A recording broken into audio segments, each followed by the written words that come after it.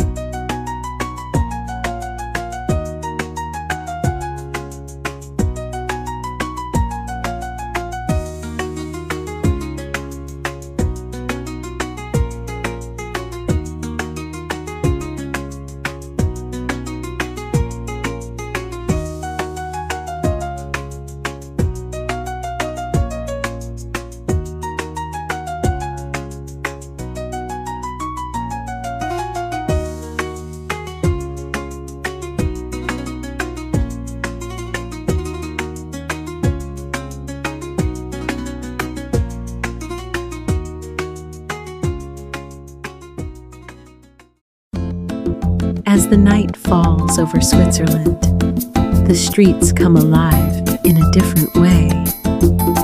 Soft lights spill from boutique windows, and the air fills with the warm glow of evening life. People wander through the charming markets, carrying little treasures that will forever remind them of this magical place. Laughter echoes between cafes.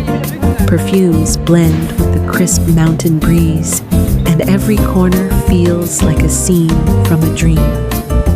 Here, in the heart of Switzerland, even a simple night of shopping becomes an unforgettable memory.